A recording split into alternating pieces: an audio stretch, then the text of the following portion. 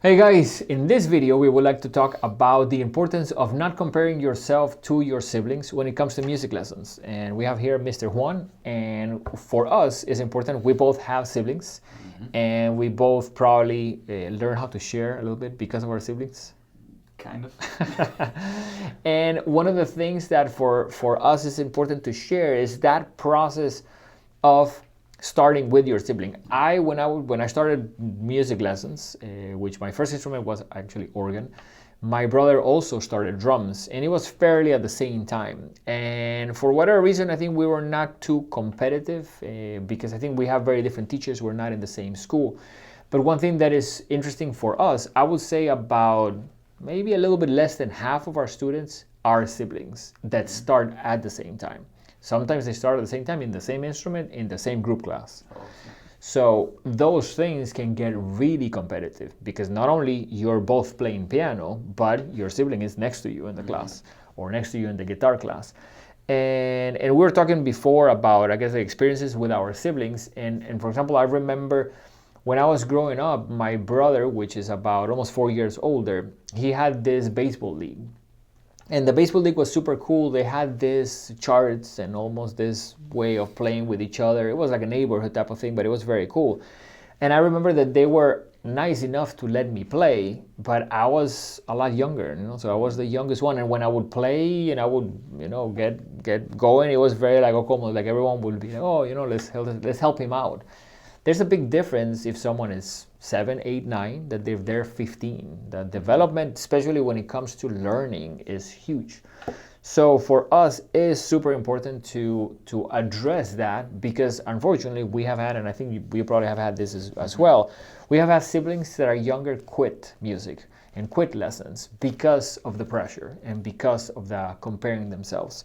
So we want to give you, for example, a couple of specific examples that we have had with students, to give you an idea, what we're talking about specifically. So for example, let's say we have a girl that is 11 years old and she's learning piano, and we have a boy that is 7 years old and he's learning guitar. How would that be different? Well, the girl will she'll get through level 1 and level 2 really quickly. Yeah. And the boy will still be on level 1 because guitar is a lot harder, especially for the age at 7. Yeah. Guitar is a lot harder regardless. I would say guitar is easily twice as hard. And then you also have an age difference of, 4 years.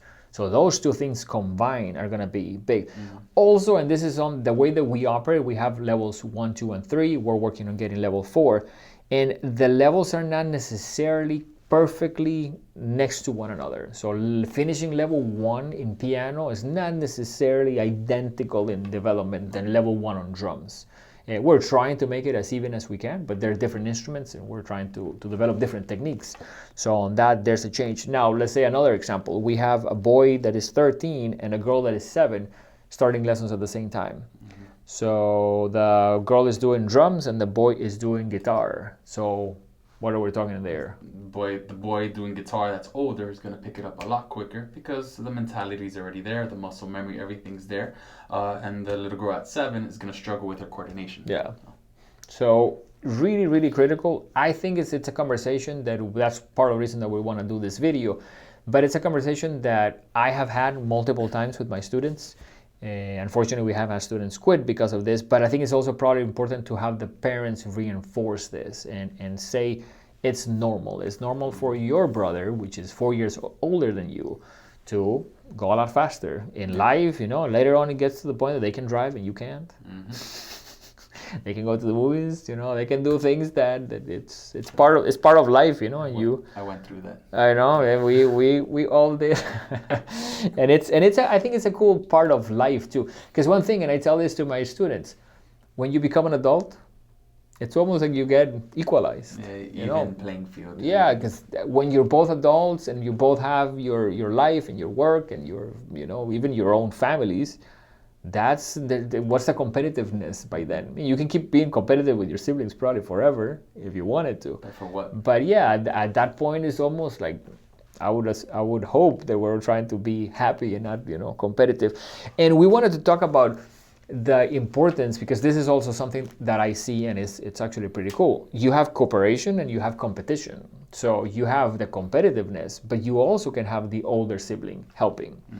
And in my case, because my brother is a drummer and we started together, one thing that we started to do was play with each other. So it was like, there was a party at our house, and he would put the drum set in the living room, and I will bring the keyboard, and we will try to play things together. And probably sometimes it will probably sound terrible. Sometimes we probably worked, but it's some of my memories starting lessons fairly early is playing with other people, you know, because I also have musicians in my family, so it would be like a jam session.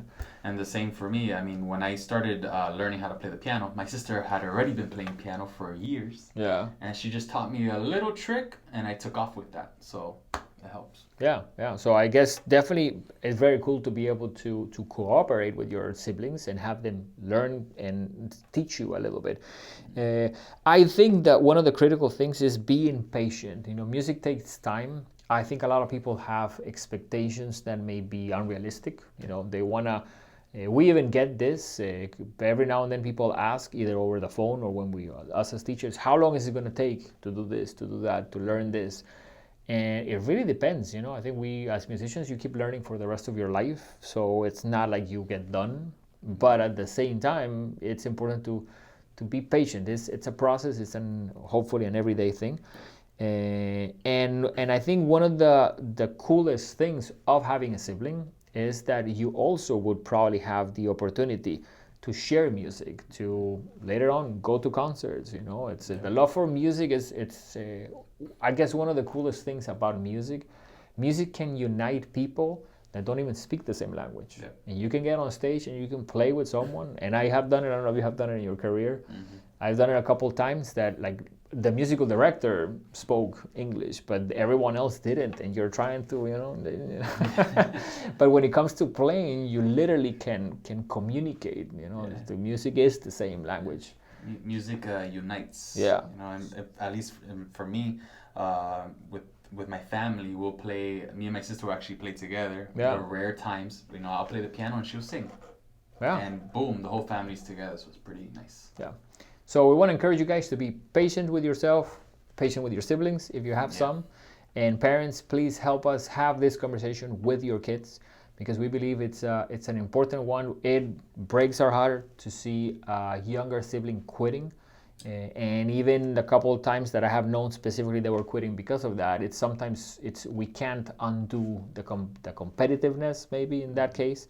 But maybe with this video and a good talk at home, we can keep some siblings from putting too much pressure on themselves. I think this world, between social media and stuff, there's a lot of pressure. So we're trying to reduce that the most that we can. So if you have any other topics that you would like to see us cover, we do these videos as a way to reaching out to our students, hopefully making the process of learning the easiest and the fastest possible. So thanks again from Mr. Juan, staying here. We're done with our day, but putting some content out there to help you guys out. And remember, there's a lot of content, but at the same time, there's not enough material for people that are young, and that's why we are trying to create some things to help you guys, including a lot of things that are coming up soon in our channels. So we hope to see you guys soon. Take care, and we'll see you guys on the next one.